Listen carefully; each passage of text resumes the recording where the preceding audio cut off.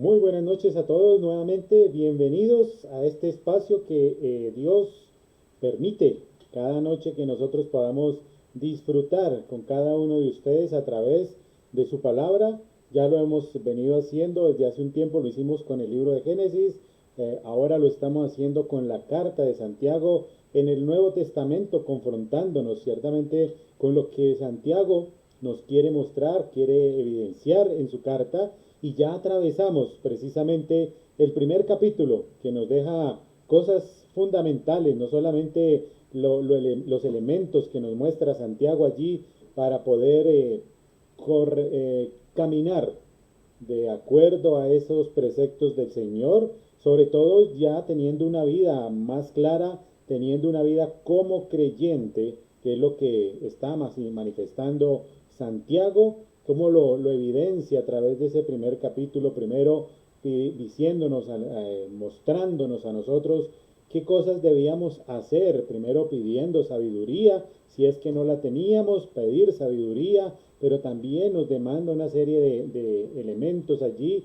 de herramientas que debemos tomar para poder caminar de acuerdo a eso. Debíamos desprendernos de ciertas actitudes, de ciertos elementos que teníamos o que tenemos todavía, que debemos sacarlos de nuestro interior, y también que debíamos empezar a manejar ciertas posturas, tener ciertas actitudes frente a la relación con el prójimo. Ayer veíamos cómo también necesitamos sacar toda esa malicia, toda esa inmundicia que teníamos, pero también se manifestaba allí elementos en los cuales podíamos ver de poder escuchar también. Santiago nos decía que tenemos no solamente ser hacedores de palabra, sino que debíamos también ser buenos escuchas. Veíamos cómo el ser humano dedica mucho tiempo a hablar y hablar y hablar, pero dedican muy poco tiempo a poder escuchar no solamente la palabra de Dios, sino a escuchar también al prójimo, a escuchar las necesidades,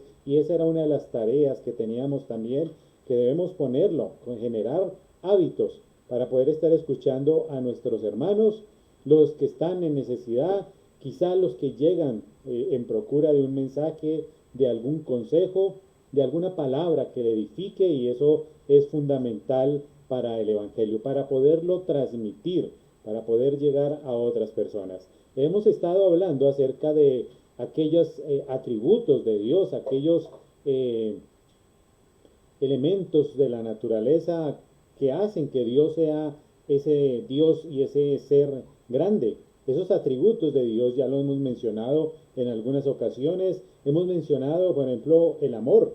Es algo inherente allí en Dios. Esa es su esencia, el amor de Dios. Hemos hablado de la justicia también de Dios. ¿Y qué otra cantidad de cosas hacen de esos atributos de Dios? Pues como ya los mencionamos, tenemos que hablar también de su inmutabilidad. Dios no cambia.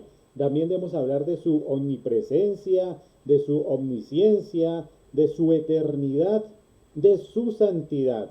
De todos estos atributos que Dios está manifestando, pero Santiago precisamente en este capítulo 2 que empezamos el día de hoy, capítulo 2 versículos 1 al 4 que vamos a estar estudiando en esta noche, también nos va a hacer énfasis allí en algo particular, un atributo más de Dios, no solamente los que acabamos de mencionar, su misericordia también, sino que un atributo más que tenemos es la imparcialidad que Dios tiene para cada uno de nosotros. Él es imparcial. Dios no hace acepción de personas, nos lo nombra no solamente en el Antiguo Testamento, en Deuteronomio, sino también es una herramienta que utiliza el apóstol Pablo para poder mostrarnos allí esa situación. En los primeros capítulos, capítulo 1 de Romanos nos dice, Dios no hace acepción de personas.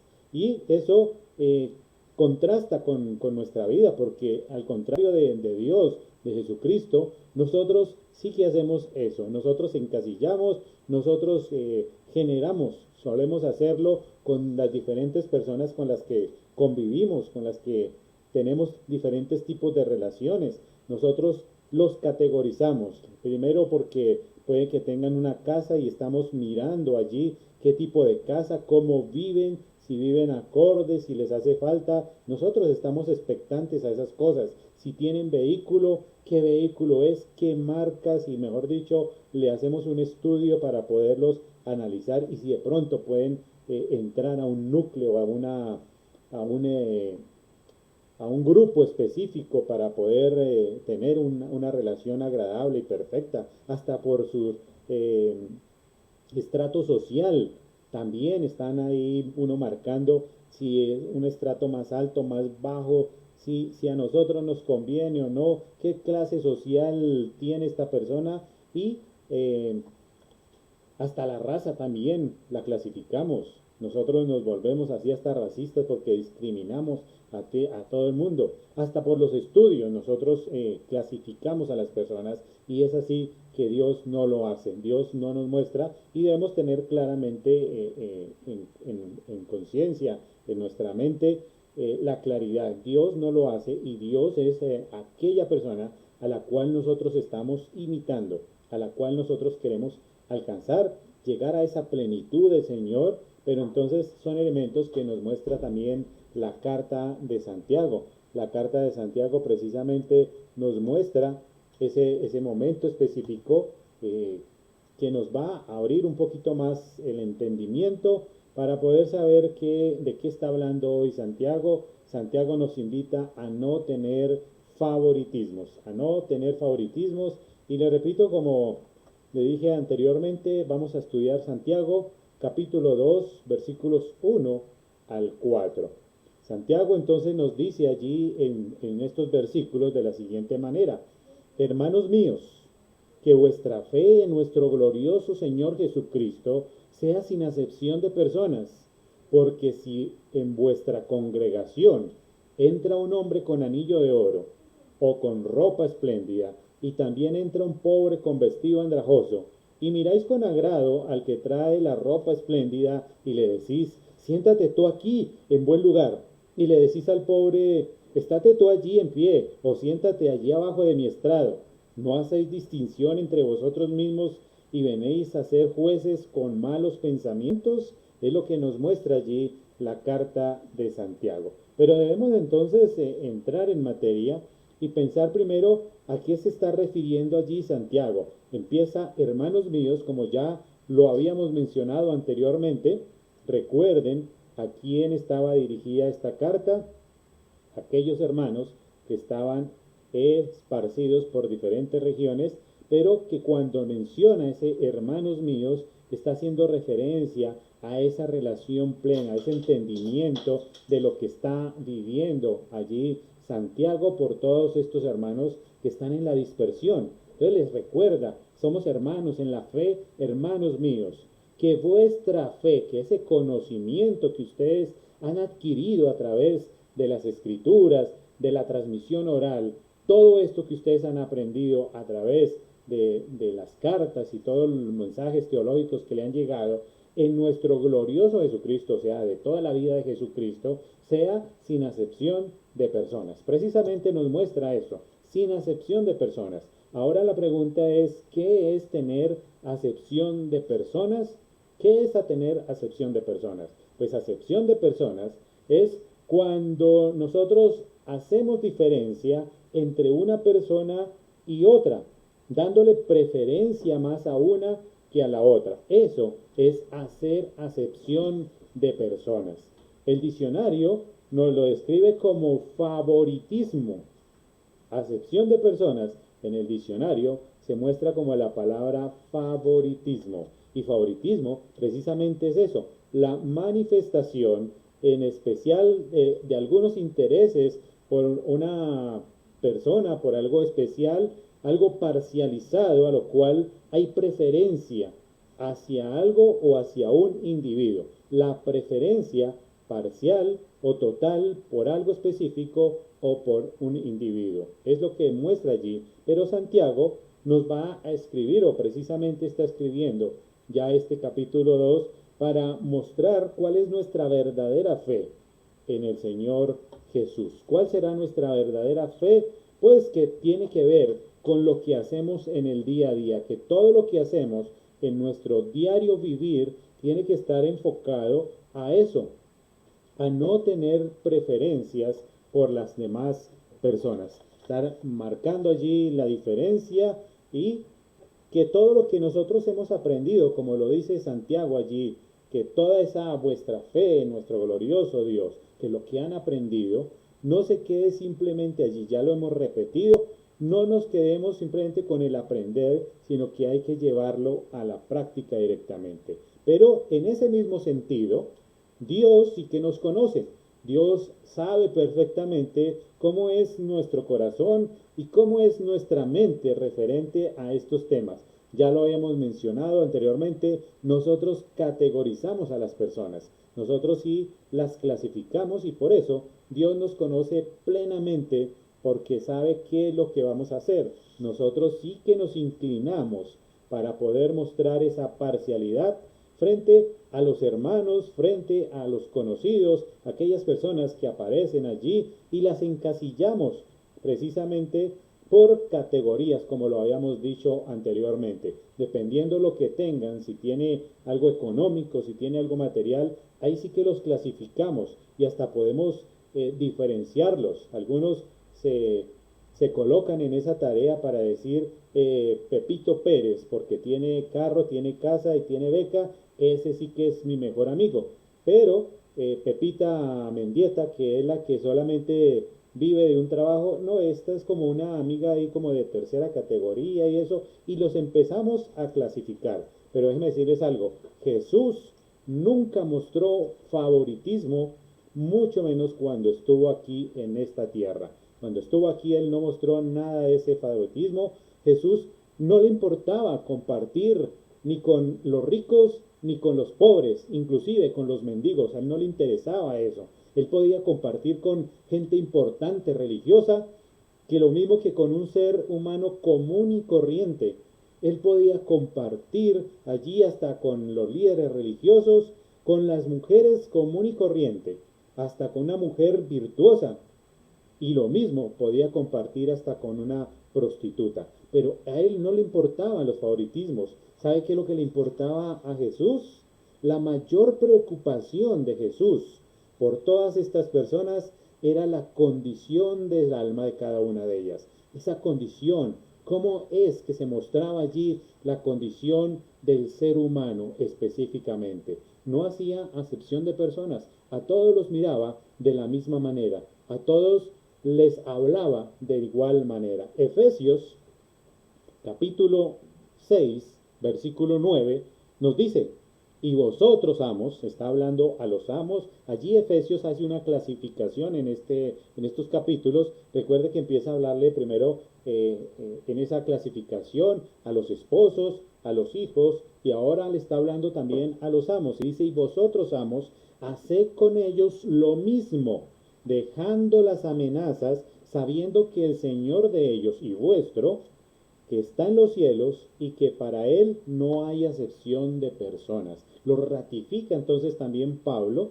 que no hay acepción de personas, ya lo hemos hablado, no solamente está en el Antiguo Testamento, está en Romanos y ahora lo vemos aquí apareciendo nuevamente en la carta de Efesios. Les está llamando también la atención a estas personas que tenían la potestad sobre aquellas personas como esclavos. Les dice a los amos, trátenlos de la misma manera. Uno de los principios fundamentales en las relaciones humanas es hacer lo que no hacerle a las personas lo que no quiero que me hagan a mí. Y les está invitando allí a que hagan lo mismo, dejando las amenazas. A nadie le gusta que lo amenacen, a nadie le gusta que lo presionen y les invita a ellos que los trate de la misma manera, porque les recuerda que es Dios que conoce el Señor que está arriba en los cielos y que no solamente es el Dios de ellos, sino también les dice que es el vuestro, el de ellos también, y que está arriba en los cielos, pero que Él no hace acepción de personas. Nos muestra allí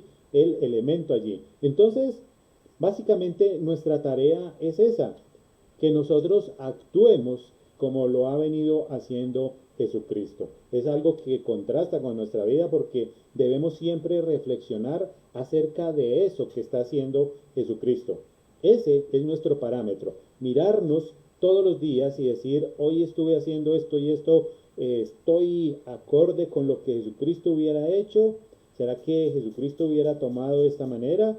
Inclusive Jesucristo, desde la genealogía de su vida, de cómo llegó a esta tierra, nos muestra que tampoco hay acepción de personas en toda su genealogía.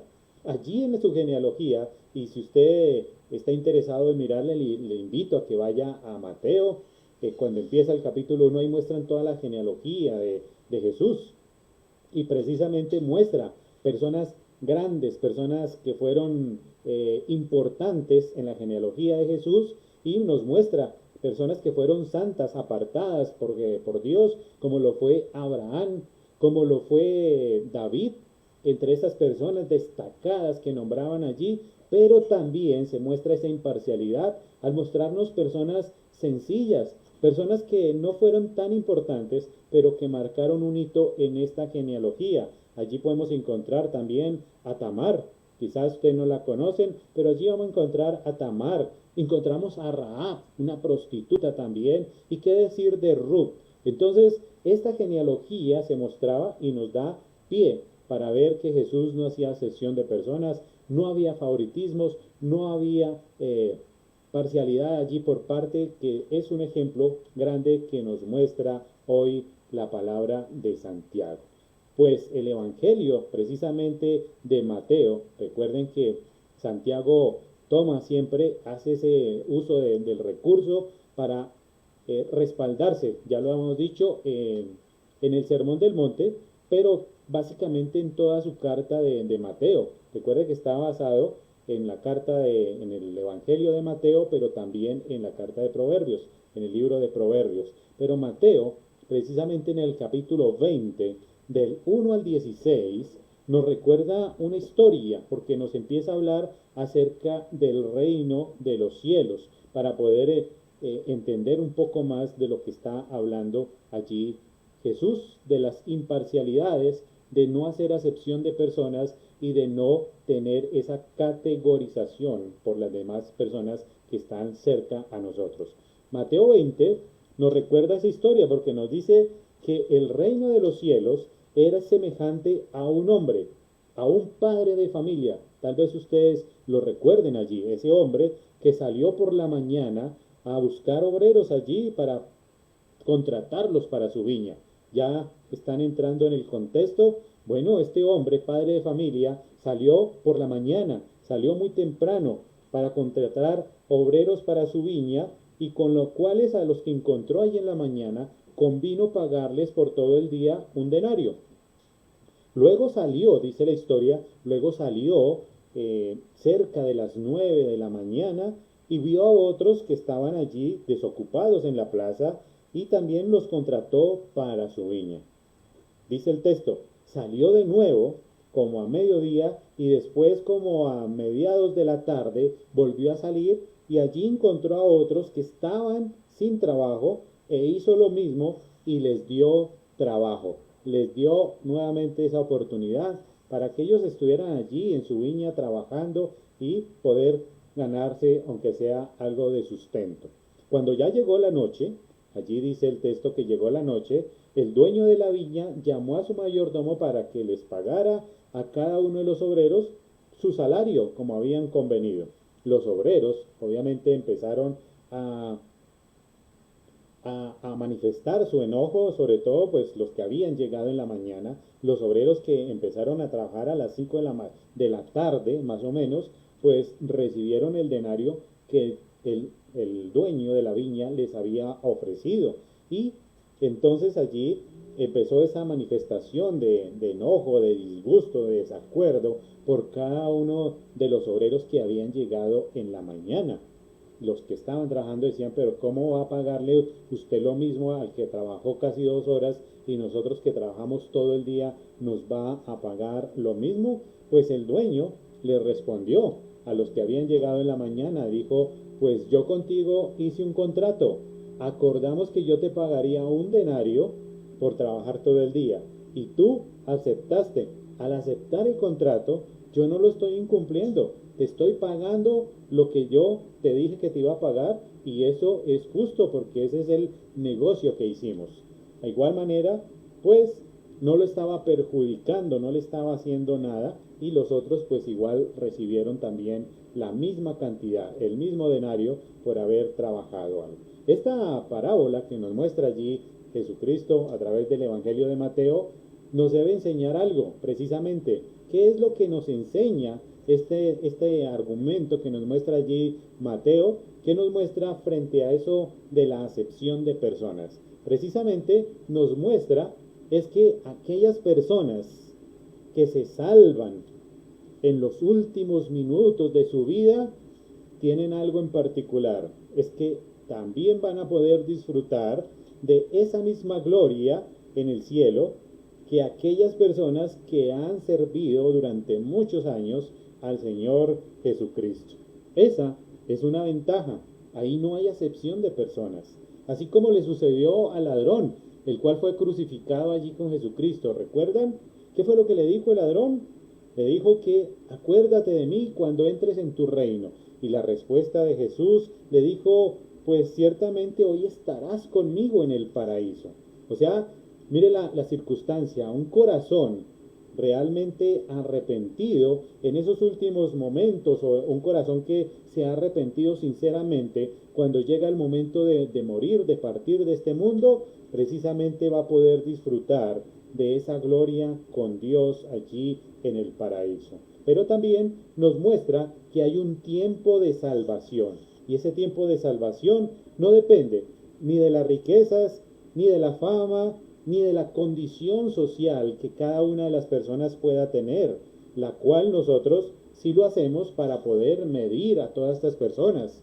Pero no es así como Dios lo hace. Dios no utiliza ninguno de estos factores para poder manifestar su bendición en cada uno de nosotros, sino que al contrario, únicamente los que han podido creer en Jesús, sin distinciones, sin favoritismos, Él es el que nos va a dar todos estos beneficios y sobre todo nos va a dar la vida eterna. Por lo tanto, podemos decir enfáticamente que Jesucristo nunca actuó de esa manera, así como muchos de nosotros sí lo hacemos. Esta es la invitación de esta noche, que podamos nosotros reflexionar acerca de cómo estamos categorizando, cómo estamos dando privilegios a unas personas más que a otras, cuando el mandato o una de las invitaciones que hace el Señor Jesucristo es a no hacer acepción de personas, a mirarnos a todos en la misma condición.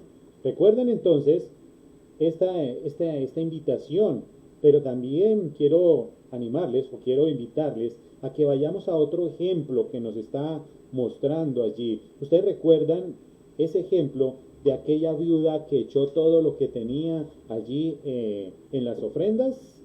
Esa historia también nos da un mensaje específico. Estaba el Señor Jesús allí sentado mirando cómo la gente se acercaba para dar sus ofrendas, para entregar lo que llevaban allí. Y llamó precisamente a sus discípulos para poder compararlos y decirles que habían dos personas que estaban colocando allí. Una, que estaba un republicano colocando una gran cantidad de dinero, pero que había una viuda que había colocado dos blancas allí. Eso era todo lo que tenía. Y relacionándolo en el contexto, las dos blancas eran mucho menos que un denario. Tal vez era el salario de un solo día, pero esas dos blancas que estaba mostrando y que el Señor Jesucristo le estaba haciendo evidente allí a los discípulos, a los apóstoles que estaban allí, les está diciendo que precisamente no es la cantidad de dinero lo que una persona da para la obra de Dios, y no es eso lo que Dios juzga directamente. Lo que Dios juzga es la intención del corazón, cómo se manifiesta esa intención del corazón en cada una de estas personas. Es lo que muestra allí. Y Santiago sí que nos va a dar esos ejemplos allí a partir de estos versículos de 2 al 4, precisamente porque nos dice allí, porque si en vuestra congregación entra un hombre con anillo de oro y con ropa espléndida, y también entra un pobre con vestido andrajoso, y lo miráis con agrado al que trae la ropa espléndida y le decís, siéntate tú aquí en buen lugar, y decís al pobre, estate tú allí en pie o siéntate aquí bajo mi estrado, no hacéis distinción entre vosotros mismos y venéis a ser jueces con malos pensamientos. La palabra que aparece allí es en vuestra congregación. Congregación entonces está refiriendo directamente a las sinagogas, donde ellos se reunían todos juntos, donde compartían, donde podían manifestarse. En otras palabras, está hablando directamente a la iglesia donde se encontraban todos allí reunidos. Y le está diciendo, iglesia, si ustedes se encuentran en esta situación y entra un hombre así y así, ¿qué es lo que está sucediendo? ¿Qué está manifestando? ¿Qué es lo que estaba viviendo? Pues en este sentido, la iglesia en general estaba colocando sus ojos en algo particular de lo que le está mostrando aquí Santiago. ¿En dónde tenían los ojos puestos ellos?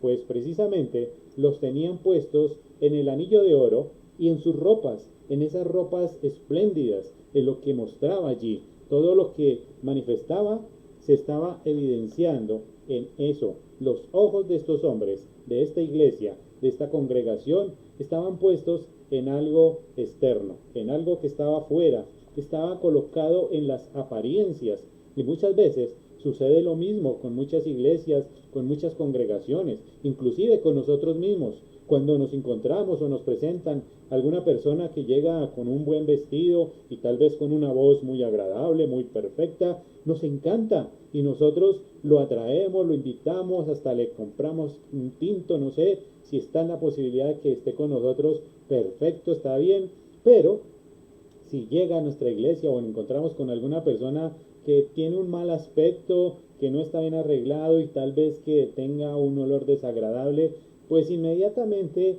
le vamos a hacer el feo, tratamos de sacarlo corriendo. Y eso es lo que está manifestando allí Santiago. Entonces, si nosotros hacemos esta misma tarea, si nosotros nos examinamos realmente, profundizamos en lo que está hablando Santiago allí y nos miramos como iglesia, no estamos nada lejos de lo que Santiago estaba manifestando en aquellos tiempos.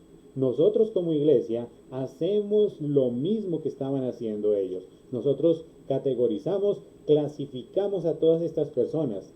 Entonces, la tarea que nos muestra allí Santiago es precisamente esa, a reflexionar de cómo es que estamos haciendo, hacer un alto en el camino y precisamente puede ser que esta sea la situación perfecta, lo que estamos viviendo en estos días que hemos estado a través de la pandemia, estando en casa, que sea precisamente ese tiempo de poder reflexionar. Anteriormente hacíamos ese tipo de distinciones, ¿no? Clasificamos a la persona y cuando llegaba alguien extraño o que tenía como mal aspecto, inmediatamente alertamos a la iglesia, todos ahí pendientes que no van a traer, pero si entraba alguien como bien arregladito, él sí era bienvenido. Ese es el llamado, a que nosotros podamos hacer un alto, pensemos cómo estamos trabajando en nuestra iglesia, a nivel general, cómo lo estamos haciendo, poder reflexionar y sobre todo para que esto no continúe, sino que nosotros, si queremos alcanzar, si queremos llegar a esa medida de Jesucristo, tenemos que empezar también a cambiar ese sentido. Para entenderlo de una manera un poquito más clara, Primera de Samuel, en su capítulo 16, en sus versículos 1 al 13, nos muestra precisamente algo que Dios está demandando allí. Y esa historia también creo que la conocen muchos de ustedes. Está allí en el capítulo 16, del 1 al 13, donde Dios hace un llamado específicamente al profeta Samuel. Samuel estaba allí y Dios le llama y le dice, yo necesito que tú te vayas y unjas a uno de los hijos de la tribu de Isaí. Isaí era el papá de varios hijos y entre ellos, que ustedes que conocen, allí estaba David. Tenían que ungirlo porque iban a nombrarlo ahora como nuevo rey allí y iban a sacar a Saúl. Entonces Saúl había sido relegado un poco y Dios le muestra este deseo de que él fuera hasta allá a buscar a uno de los hijos y poderlo ungir como Dios lo había demandado. Cuando Samuel va hacia estas tierras, se encuentra allí con Isaí, pero también vienen todos sus hijos acercándose allí, y precisamente uno de sus hijos es Eliab. Eliab es un hombre grande, fuerte, que se manifiesta allí en medio de todos sus hijos, y Samuel lo primero que hace es decir, ciertamente delante de Jehová está su ungido, porque estaba mirando a Eliab, un hombre, como ya dije, grande, fuerte, y él dice esas palabras, ciertamente delante de Jehová está su ungido. Pero también en esos versículos se manifiesta la respuesta de Dios. La respuesta de Dios es que le dice, no mires su parecer, ni lo grande de su estatura, porque yo Jehová lo desecho, porque yo Jehová no mira lo que mira el hombre, sino Jehová mira el corazón. Ese es el punto exacto. Es que Dios, Jesucristo, mira es el corazón de las personas.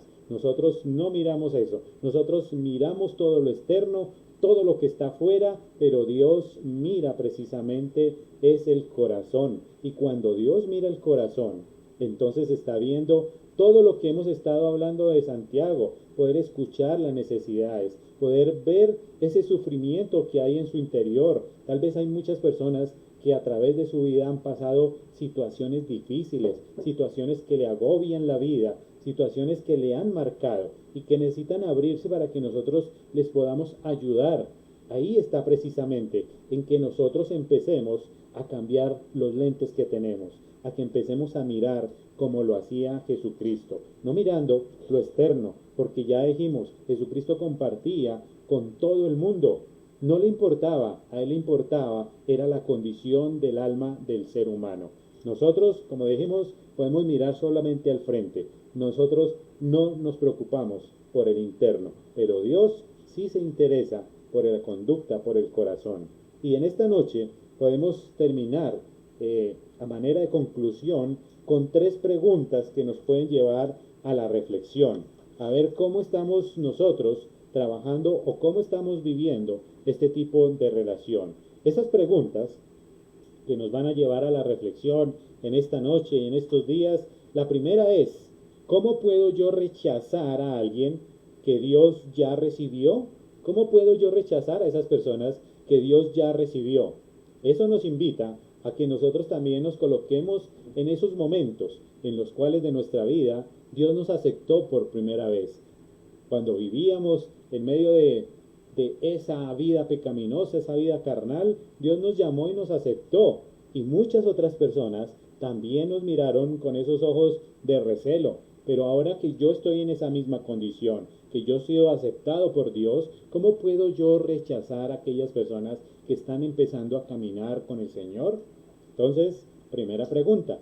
Segunda pregunta, ¿cómo puedo yo excluir a un hermano de mi mesa cuando Dios le llamó para tener fraternidad con él? Si ya lo hizo también con nosotros, nos mandó a nosotros para tener una identidad, para hacernos aceptos en medio de su familia, ¿cómo puedo yo ahora hacerle el feo a ellos en la mesa y decirle, no, usted no puede participar conmigo porque no hace parte, cuando Dios fue el primero que le dijo, tienes que venir acá para poder relacionarte con las demás personas? Y tercera pregunta, ¿cómo puedo yo despreciar a alguien a quien Dios está convirtiendo en un ser glorioso y similar a Dios? ¿Cómo puedo yo despreciar a aquellas personas cuando yo pasé por ese mismo, por esos mismos momentos? Cuando yo, siendo culpable, cuando siendo la peor persona, y para muchas de otras personas que tal vez me conocieron, dijeron, no, este es un hombre que está perdido, que no vale la pena, pero sí hubo alguien que colocó sus ojos en mí y en muchos de nosotros, nos rescató, nos sacó de allí. Jesucristo nos levantó y nos sacó de allí. Ahora yo, ¿cómo puedo mirar a aquella persona que Dios está levantando? ¿Cómo la voy a criticar? ¿Cómo la voy a juzgar? Si Dios le está limpiando, la está levantando y está haciendo de ella una persona gloriosa, similar a Jesucristo. Es por eso que en esta noche yo quiero invitarles a todos ustedes, mis hermanos, para que podamos orar en esta noche, no solamente por las situaciones que estamos viviendo, por todo lo que la ciudad está pasando en este momento. Venimos de un momento crítico de la pandemia y ahora hay momentos en que la gente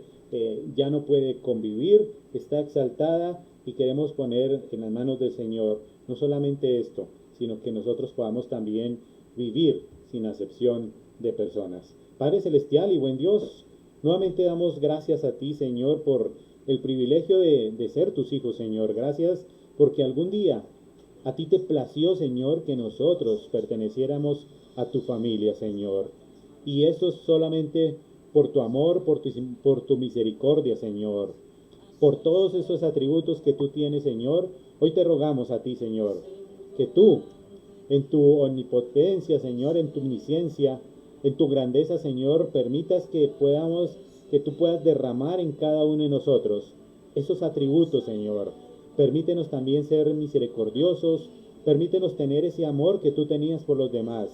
Permítenos ver como tú lo hacías con tantas personas, con los leprosos, con los enfermos, Señor, con aquellos necesitados, con aquellos que eran tildados de una manera diferente en medio de la sociedad, Señor, con aquellos que quizás necesitan más que otros, Señor.